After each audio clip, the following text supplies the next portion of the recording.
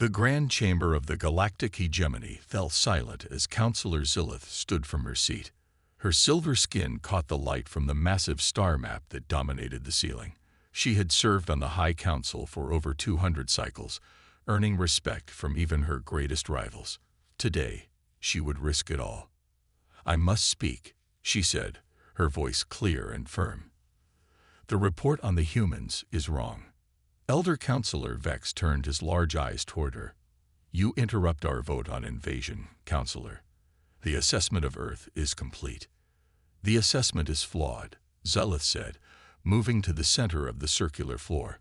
Around her, 50 of the most powerful beings in the galaxy watched, some with curiosity, others with growing anger. She touched her wrist device, and the star map above shifted. Earth appeared, a small blue planet that seemed so ordinary. "We have made a terrible mistake in our evaluation of this species. This matter is settled," Vex said, his patience visibly thinning. "Humans are primitive. They fight among themselves. Their technology is basic. The invasion will be standard and quick." Zilith shook her head. "I have been studying them for years. They are not like the other species we have conquered." She projected new images above them.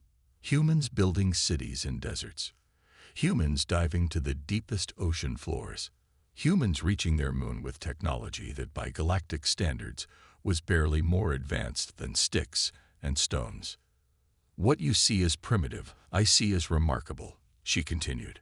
"They adapt faster than any species we have encountered. They create solutions with limited resources. They survive in conditions that would kill most sentient beings." A younger counselor, Dreth, laughed. "You sound like you admire these creatures, Zilith. Have you grown soft in your old age?" Others joined in his laughter, but Zilith stood firm. "I have seen the data that was kept from this council. Projections show that if we invade, there is a 17% chance that humans will not only resist effectively, but could eventually defeat our forces." The laughter stopped. 17% was an unheard-of risk assessment. The hegemony only invaded when success was guaranteed at 99% or higher. "You speak of classified data," Vex said, his voice now dangerous. "How did you access this?" "That doesn't matter," Zilith replied. "What matters is that we are about to make a grave error. These humans, they don't think like us. They don't follow patterns we understand. Where we see impossible odds, they see challenges. Where we calculate retreat, they push forward." Vex stood, towering over the other counselors. "This is treason, Zilith. Guards, detain her." Security officers moved toward her, but Zilith was prepared. "The invasion will fail. Not immediately, but eventually. And the cost will be higher than anything we have paid before." She touched her wrist device again, sending data to each council member's personal screen. "See for yourselves. We have underestimated humanity, and we will regret it." As the guards reached for her, Zilith activated her emergency transport. In seconds, she disappeared from the chamber. Across the galaxy, on a small blue planet, Navy Commander Peter Ellis stood on the observation deck of a remote outpost in the Arctic. The night sky above him was clear and filled with stars.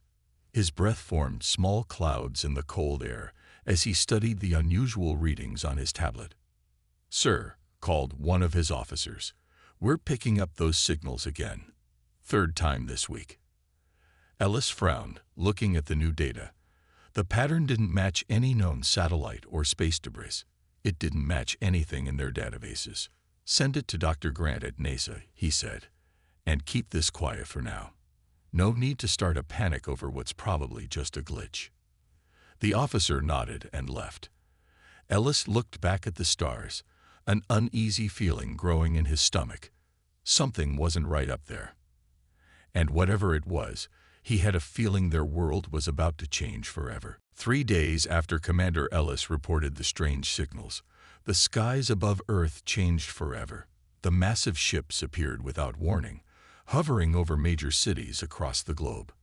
They were silent, dark against the blue sky, and larger than anything humans had built. In Washington, D.C., Dr. Olivia Grant stared at her computer screen in disbelief. As NASA's lead astrophysicist, she had spent her career searching for signs of life beyond Earth. Now that life had found them, and her hand shook as she analyzed the data streaming in. They're positioning themselves over population centers, she said to the room filled with government officials. Beijing, London, Moscow, New York, Delhi, all have ships directly overhead. The president leaned forward. Have they made contact? Any demands? Nothing yet, Dr. Grant replied. But these positions aren't random. They know exactly where we are most vulnerable. Commander Ellis had been flown in from his Arctic post and now stood at the back of the room. The signals we detected, they were scans. They've been studying us. A general spoke up. We need to show strength. I recommend an immediate military response. With what? Ellis asked. Look at the size of those ships. Our missiles would be like throwing rocks at a tank. The debate was cut short when every screen in the room suddenly displayed the same image. A tall, silver-skinned being with large eyes. The alien spoke, its words somehow translated into English. People of Earth, I am Commander Dreth of the Galactic Hegemony. Your planet is now under our protection and control. Resist, and you will face consequences.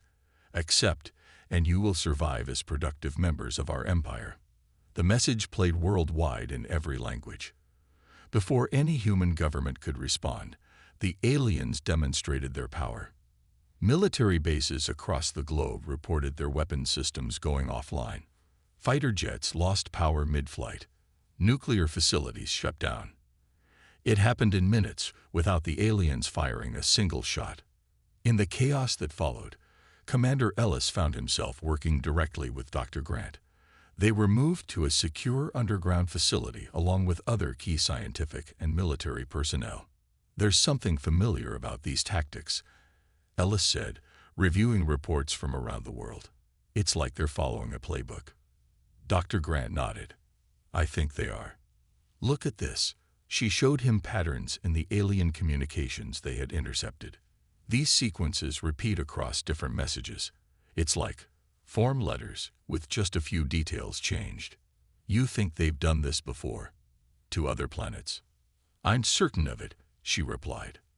They're treating this as routine.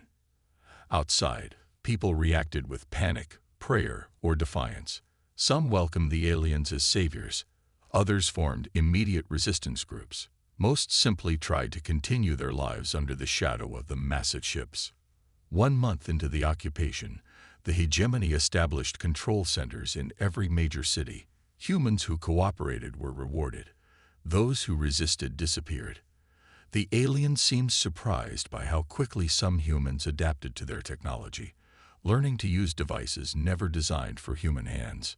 In their secure facility, Ellis and Grant continued to study the invaders, gathering whatever intelligence they could.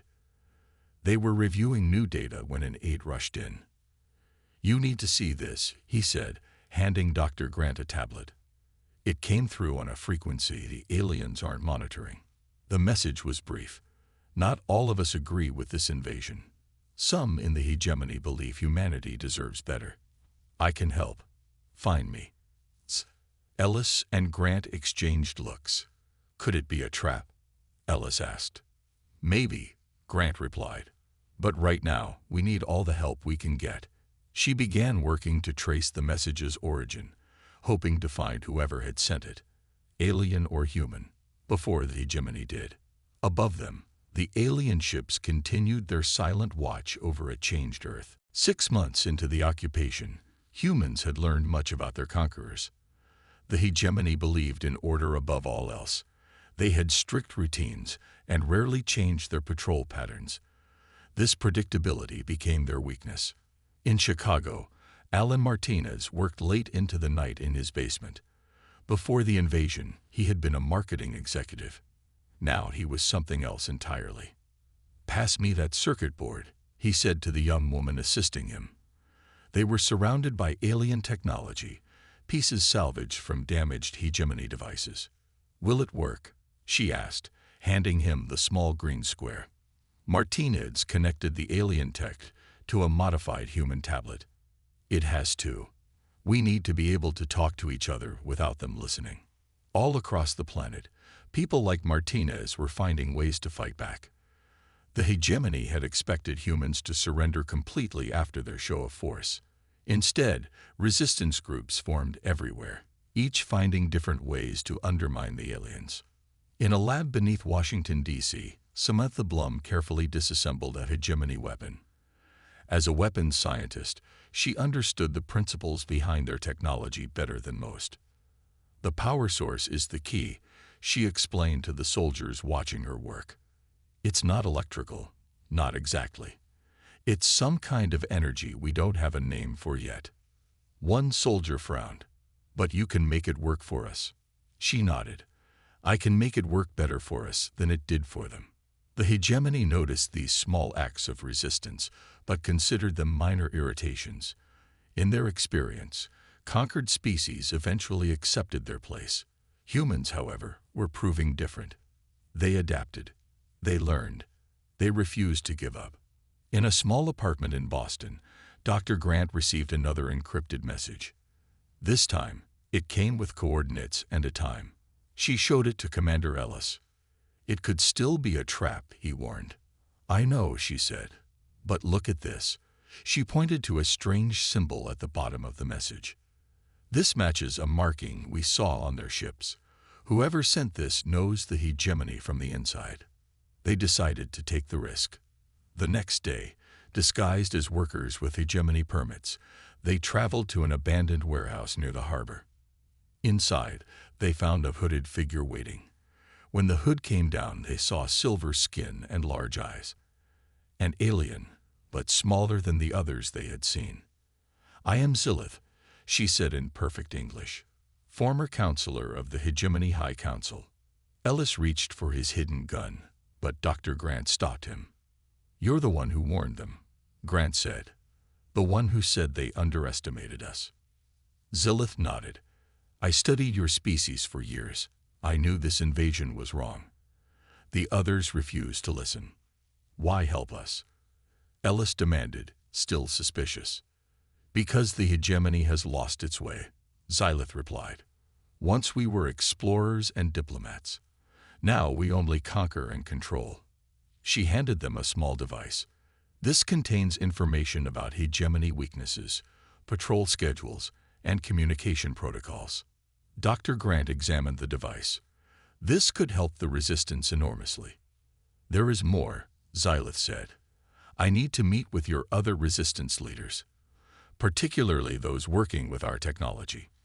I have been watching. The human named Martinez and the weapon maker Blum. They are doing things with our technology that should be impossible. Ellis and Grant exchanged looks. How did she know those names? Why should we trust you? Ellis asked. Because I have nowhere else to go, Zilith answered simply. I betrayed my people to help yours. If the hegemony finds me, they will execute me. My only hope is that humans succeed where 50 other species have failed, driving the hegemony off your world. After a long moment, Ellis nodded. We'll arrange the meeting. But if this is a trick. It is not, Zilith said. The hegemony believes they understand humanity. They believe you will break like all the others. She smiled, an expression she had clearly practiced. I am counting on them being wrong. 1 week later, key resistance leaders gathered in an old bunker beneath Detroit. The location had been built during the Cold War and wasn't on any modern maps, making it invisible to hegemony scanners. Commander Ellis had brought Dr. Grant. Alan Martinez arrived with his communication devices. Samantha Blum came with a case of modified alien weapons. Leaders from resistance cells across North America joined them. And in the center of it all stood Zilith, the alien who had risked everything to help humanity. The hegemony is not here just to rule you, Zilith explained, showing them holographic maps of Earth. They are here for this. She pointed to areas marked in red, mostly remote locations in Africa, South America, and Canada. What's special about these places? Blum asked. They contain high concentrations of an element we call zephyrium. You haven't discovered it yet because it lies very deep in your planet's crust. This element powers our faster-than-light drives. Martinez leaned forward. So they're just here to mine. Why not trade with us? The hegemony doesn't trade. It takes, Xylith said simply. But there is more. Humans were marked as high risk in our initial surveys. High risk. Ellis frowned. What does that mean? Xylith touched her device, projecting images of human achievements throughout history. Your adaptability is unique. Your ability to innovate with limited resources, to survive in harsh conditions, to learn and improve rapidly. It frightened many on the council. So they lied in their reports, Dr. Grant said. They downplayed how dangerous we might be. Yes, the official assessment claimed humans were standard Class 3 primitives, easy to conquer and control. Xylith looked around the room. But I knew better. In private projections, humans were classified as potential Class 1 threats, species capable of eventually challenging hegemony dominance. The room fell silent as the humans processed this information. How do we fight them? Blum finally asked. Even with your help, their technology is far beyond ours. Not as far as you think, Xylith replied. Samantha, the weapons you've modified. You've already made them more efficient than their original design.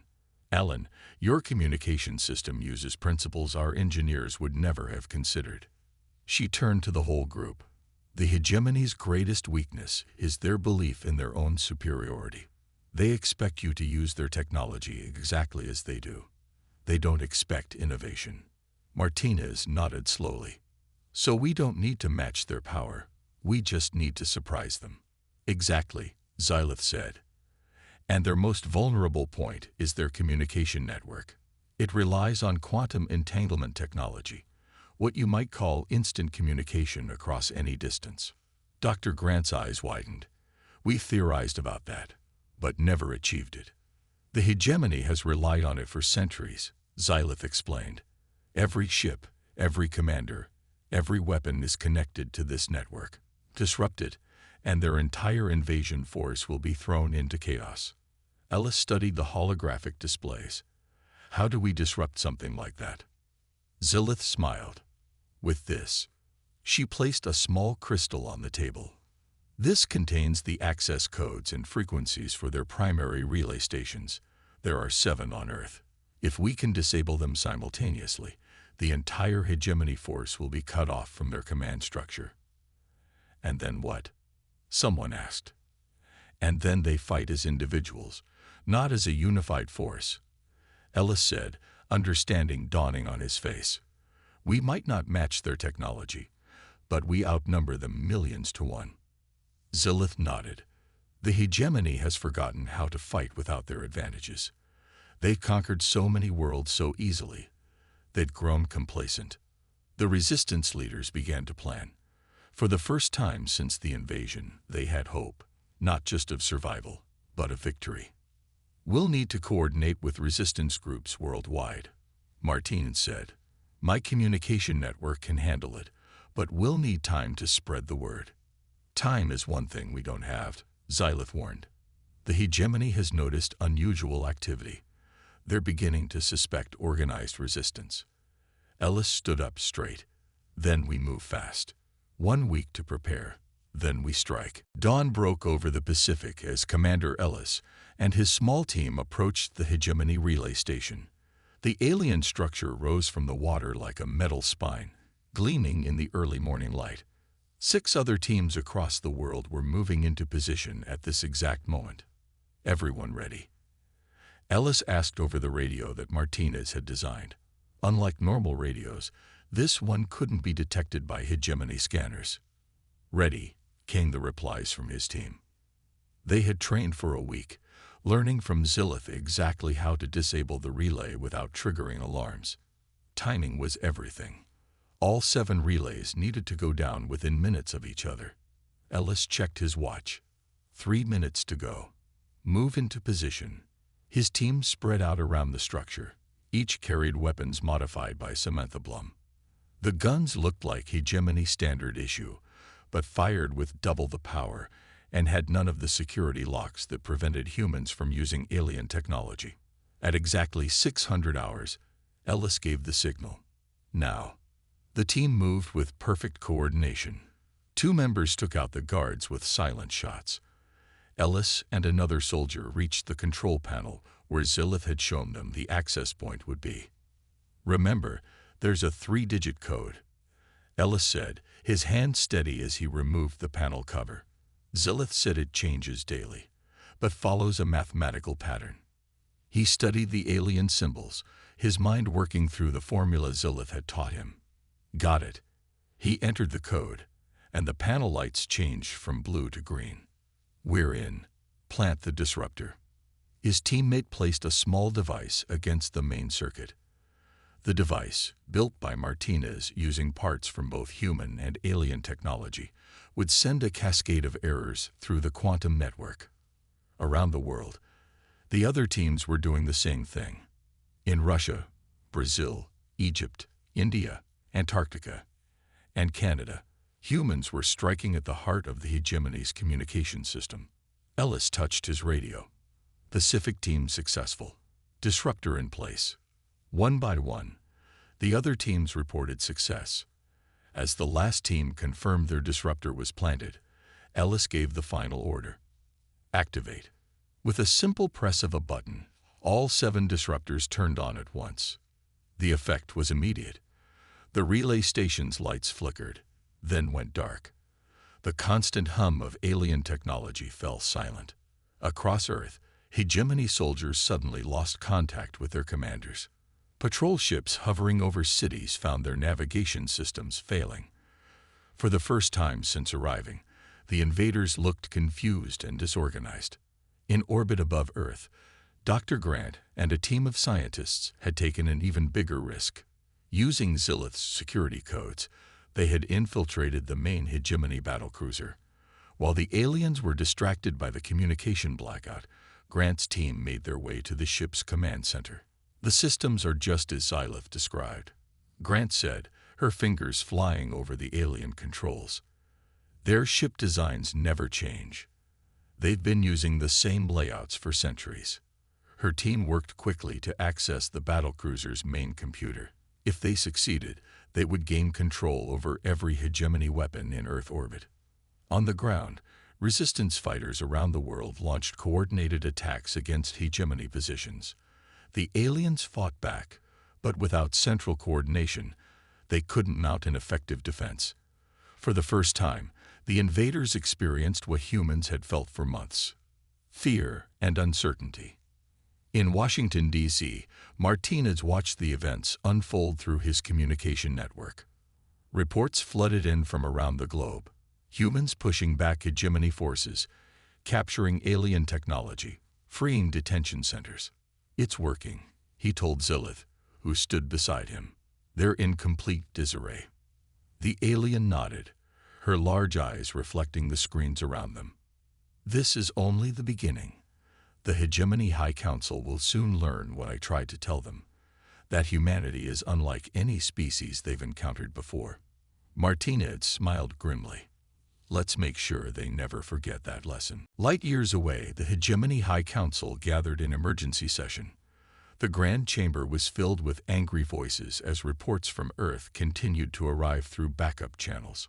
"Impossible," shouted Councillor Dreth, slamming his fist on the table. "How could primitives disable our entire network?" Elder Councillor Vex sat silently, his large eyes fixed on the screen showing the battle reports. 7 relay stations down. Command ships unable to coordinate. Ground forces being pushed back by human resistance fighters. "We underestimated them," said a female counselor named Lyra. Just as Zilith warned. The name caused a ripple of murmurs through the chamber. No one had spoken of the traitor counselor since her escape months ago. "She is helping them," Vex said finally. "This attack shows signs of insider knowledge. No primitive species could have understood our quantum network without help." Video footage from Earth played on the large screens around the council chamber. Humans using modified hegemony weapons. Humans adapting alien technology for their own purposes. humans working together in ways that shocked the council members. They learned too quickly, observed another counselor. Look at this. He pointed to footage of human engineers repurposing a damaged hegemony ship. They've already figured out how to fly our vessels. The council watched in growing concern as Dr. Grant's team on the battlecruiser gained access to more systems. The humans hadn't just disrupted communications. They were now actively taking control of hegemony technology. We must respond with full force, Dreth insisted. Send the planet killer. End this rebellion before it spreads. The words hung in the air. The planet killer was the hegemony's most destructive weapon, capable of rendering a world uninhabitable. It had only been used twice in their long history of conquest. That seems extreme, Lyra argued. Earth contains the largest deposit of Zephyrium. We found in 50 cycles. We need that resource. We need to maintain our authority more, Dreth countered. If word spreads that primitives can defeat us, every conquered world will rise up. The council fell into heated debate. Some argued for negotiation, suggesting that humans might be more valuable as allies than subjects. Others demanded immediate and overwhelming force. Unknown to them, their debate was being monitored. In a secure room far from the council chamber, 3 counselors met in secret with a holographic projection of Zilith. The council is divided, said one of the conspirators. Many are beginning to see that you were right about humans. Zilith nodded. Then our plan is working. Has Dreth called for the planet killer yet? Yes, just as you predicted. Vex is likely to approve it. Good, Zilith replied.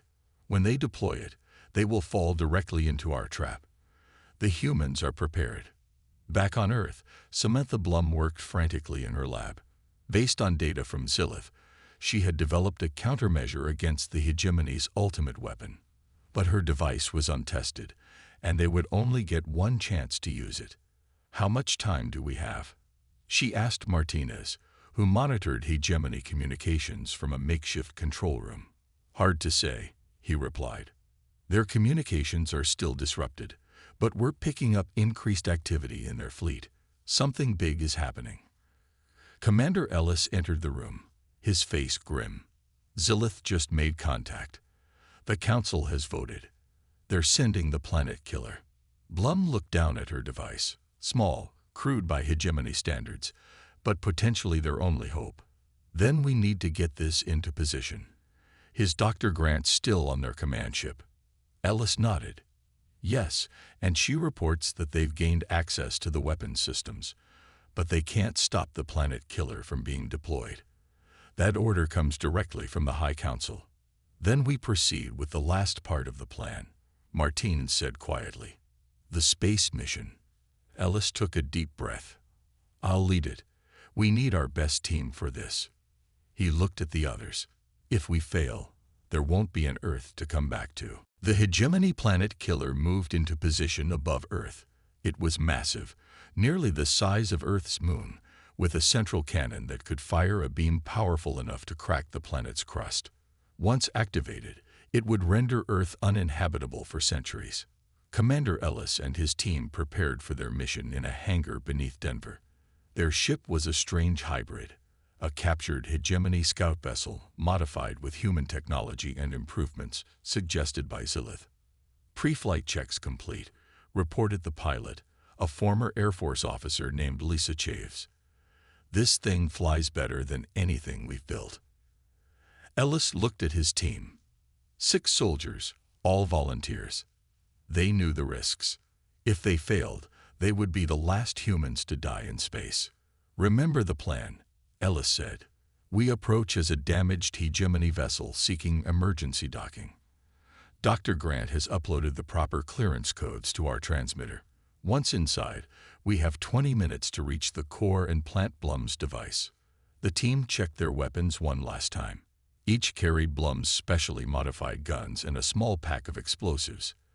But their most important cargo was the disruption device itself, the culmination of human ingenuity and hegemony technology, designed to overload the planet killer's main reactor. It's time, Ellis said. Let's move. The ship launched, climbing rapidly through Earth's atmosphere. As they approached orbit, they saw the full scale of the battle. Human-controlled hegemony ships fought against loyal alien vessels. Energy weapons flashed across the darkness of space, and dominating it all was the planet killer, its massive form eclipsing everything else. "Beginning approach," Chaves said. "Transmitting damaged vessel signal now." On the planet killer, alarms sounded as their ship drew near. "Incoming vessel identified as Scout Class," a hegemony officer reported, reporting critical systems failure and requesting emergency docking. The commander frowned. "Scan it. This could be a trick." Scans show hegemony design and materials. Life signs are unclear due to radiation leakage. After a moment's hesitation, the commander nodded. "Allow docking in Emergency Bay 4. Send security teams." Ellis's ship landed smoothly in the docking bay. As soon as the doors sealed, they moved into action. "Remember, we look like them now," Ellis reminded his team. Thanks to holographic disguises created from Zilith's technology, they appeared as hegemony officers to casual observation. They moved quickly through the corridors, following the path Zilith had memorized from old design plans. When they encountered security teams, they used their forged credentials to pass. Meanwhile, on Earth, Martinez coordinated resistance fighters to attack hegemony ground bases that were powering the planet killer. The massive weapon required enormous energy, channeled from multiple points on the planet's surface. If they could disable even a few of these power relays, they could buy Ellis more time. "Central Asia relay is down," reported a resistance leader. "South America team reports success as well." Martinez nodded. "Keep pushing. We need to disrupt as many power sources as possible." In orbit, Dr. Grant and her team continued their work from the captured battlecruiser. They had managed to take control of several defensive systems, using them to protect Ellis's approach to the planet killer. "Commander, we're tracking you," Grant radioed to Ellis. "The weapon is powering up. You have less than 15 minutes before it reaches firing capacity." Inside the planet killer, Ellis and his team reached the central core. It was a massive chamber filled with pulsing energy, controlled by dozens of hegemony technicians. "This is it," Ellis said. "Set the charges to create a diversion. We need to clear this room." His team planted small explosives around the outer corridors. When they detonated, alarms blared, and the technicians rushed to respond. "Now," Ellis ordered as the room emptied. They moved quickly to the main control panel. One team member, who had studied Zilith's instructions most closely, began entering override codes while Ellis prepared Blum's device. "Security teams are returning," warned one of his soldiers. "We need to hurry." Ellis placed the device against the core's main power conduit. It attached magnetically, lights blinking as it powered up. "Get back to the ship," he ordered his team. "I'll finish the activation sequence." His second-in-command hesitated. "Sir, if you do that." "That's an order," Ellis said firmly. "Someone needs to stay and make sure this works. The rest of you can still make it out." The team reluctantly retreated as Ellis turned back to the device. He knew what staying meant, but Earth's survival was worth the sacrifice. The explosion ripped through space with blinding intensity. From the battlecruiser, Dr. Grant watched as the planet killer's core erupted, sending shockwaves through the massive structure. The weapon didn't simply shut down. It failed catastrophically, its power turning against itself. "Ellis did it," she whispered, her eyes fixed on the destruction. The hegemony fleet fell into chaos. Without their ultimate weapon, and with their communication network still disabled, they couldn't coordinate a response. Human-controlled ships, guided by Grant's team, pressed the advantage, targeting the aliens' command vessels. On Earth, Martinez watched the sky light up. The explosion was visible even from the ground, a new star briefly flaring to life before fading. "What's happening up there?" he asked over the radio to Grant. "The planet killer is destroyed," she replied, her voice tight with emotion. "Most of their fleet was caught in the blast. The rest are retreating or surrendering." And Ellis. The silence that followed told him everything. 3 days later, the remaining hegemony forces on Earth began to surrender. Without support from their fleet and facing determined human resistance on all fronts, they had no choice. Some tried to fight to the end, but most simply laid down their weapons. In what had once been the United Nations building in New York, now partially destroyed during the occupation, an unprecedented meeting took place. Representatives of Earth's governments sat across from the highest-ranking hegemony commander left alive. Zilith stood between them, no longer hiding her identity, but serving openly as a mediator. "A High Council has sent a message," she announced. "They wish to discuss terms." The human delegates looked surprised. "Terms," said the representative from India. "We expected demands for our surrender, even after all this." Zilith smiled.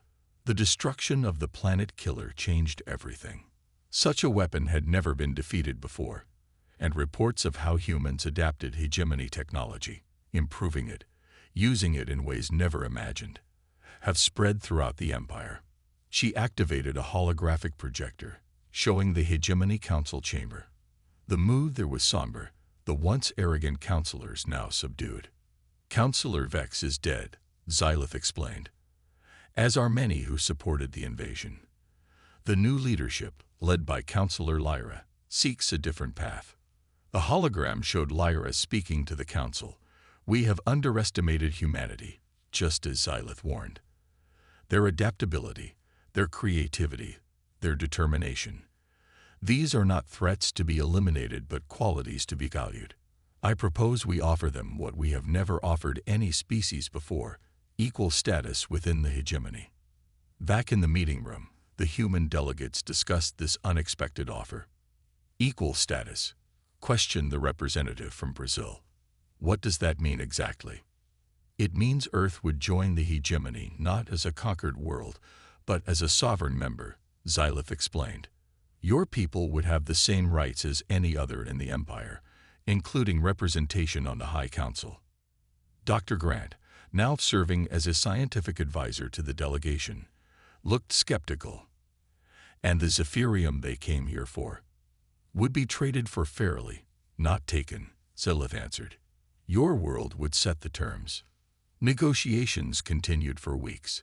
Finally, on a spring day 1 year after the invasion began, representatives from Earth and the hegemony signed what became known as the Sol Accords.